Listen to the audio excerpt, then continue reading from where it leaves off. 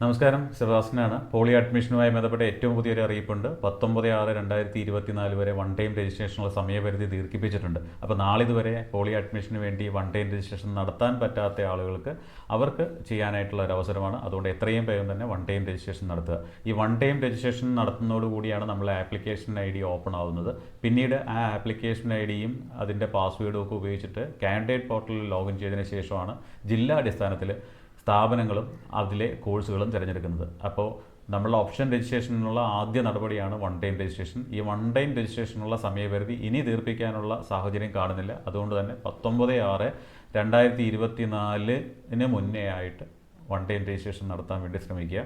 ഇനി one time registration നടത്തിയതിന് ശേഷം നമുക്ക് കിട്ടുന്ന ആപ്ലിക്കേഷൻ IDയും പാസ്വേഡും ഒക്കെ ഉപയോഗിച്ചിട്ട് നമ്മൾ കാൻഡിഡേറ്റ് പോർട്ടലിൽ ലോഗിൻ ചെയ്ത് കഴിഞ്ഞാൽ ജില്ലാടിസ്ഥാനത്തിലാണ് നമ്മൾ ഓപ്ഷൻ രജിസ്ട്രേഷൻ നടത്തേണ്ടത്.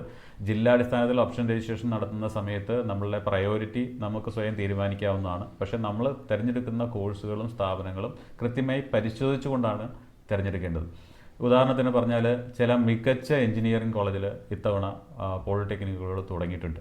അപ്പം മികച്ച പോളിടെക്നിക് കോഴ്സുകൾ നടക്കുന്ന ഗവൺമെൻറ് ഇൻസ്റ്റിറ്റ്യൂഷൻസ് ഉള്ളപ്പോൾ ആ ഇൻസ്റ്റിറ്റ്യൂഷൻസിൻ്റെ പ്രത്യേകതകളോട് മനസ്സിലാക്കിക്കൊണ്ട് വേണം നമ്മൾ ഓപ്ഷൻ രജിസ്ട്രേഷൻ നടത്താൻ.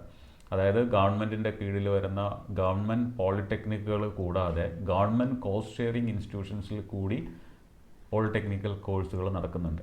അപ്പോൾ അത്തരത്തിലുള്ള കോഴ്സുകളൊക്കെ ഓരോന്നും ഓരോ സ്ഥാപനത്തിൽ എങ്ങനെയാണ് നടക്കുന്ന, ഓരോ സ്ഥാപനത്തിൻ്റെ ക്വാളിറ്റി എന്താണ്, അവിടുത്തെ വിദ്യാർത്ഥികൾക്ക് കിട്ടുന്ന ഫെസിലിറ്റീസ് എന്തൊക്കെയാണ്, ഇത്തരം കാര്യങ്ങളൊക്കെ മനസ്സിലാക്കിക്കൊണ്ട് വേണം നമ്മളൊരു ഇൻസ്റ്റിറ്റ്യൂഷൻ തിരഞ്ഞെടുക്കാൻ.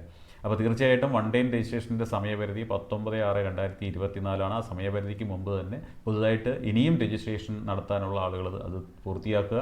അങ്ങനെ പൂർത്തിയാക്കിയതിന് ശേഷം കാൻഡിഡേറ്റ് പോർട്ടലിൽ ലോഗിൻ ചെയ്ത് ഓപ്ഷൻ രജിസ്ട്രേഷൻ നടത്തുക. എല്ലാ ഓപ്ഷൻസും കൃത്യമായി പരിശോധിച്ചതിന് ശേഷം മാത്രം ഫൈനൽ സബ്മിറ്റ് നടത്തുക. ഇത്തരം വിഷയങ്ങളിൽ ഓപ്ഷൻ രജിസ്ട്രേഷനിലാണെങ്കിലും കോളേജുകൾ തിരഞ്ഞെടുക്കുന്ന കാര്യത്തിലാണെങ്കിലും കോഴ്സുകൾ തിരഞ്ഞെടുക്കുന്ന കാര്യത്തിലാണെങ്കിലും നിങ്ങൾക്ക് എന്തെങ്കിലും രീതിയിലുള്ള സംശയങ്ങളുണ്ടെങ്കിൽ തീർച്ചയായിട്ടും കോൺടാക്ട് ചെയ്യാൻ പറ്റുന്ന ഒരു ഫെസിലിറ്റേഷൻ സെൻറ്റർ പൂജപ്പുര വനിതാ എഞ്ചിനീയറിംഗ് കോളേജിൽ പ്രവർത്തിക്കുന്നുണ്ട്. അതുമായി ബന്ധപ്പെട്ട ഹെൽപ്പ് ലൈൻ നമ്പേഴ്സ് ഞാനിവിടെ കൊടുക്കാം. അതല്ലെങ്കിൽ നിങ്ങൾക്ക് കോളേജിൽ നേരിട്ട് ബന്ധപ്പെടാവുന്നതാണ്. ഇത്തരം കാര്യങ്ങൾക്ക് പൂർണ്ണമായും നിങ്ങൾക്ക് സഹായ സഹകരണങ്ങൾ ലഭ്യമാണ്. കൂടുതൽ വിവരങ്ങൾക്കായിട്ട് ഞാൻ ഹെൽപ്പ് ലൈൻ നമ്പേഴ്സ് ഇതിനോടൊപ്പം ചേർത്തിട്ടുണ്ട്. അപ്പോൾ ഒരു മികച്ച കോഴ്സും മികച്ച സ്ഥാപനവും നിങ്ങൾക്ക് യുക്തമായി തന്നെ തിരഞ്ഞെടുക്കാൻ പറ്റുന്ന സാഹചര്യം ഉണ്ടാവട്ടെ എന്ന് ആശംസിച്ചുകൊണ്ട് നിർത്തുന്നു. Thank you.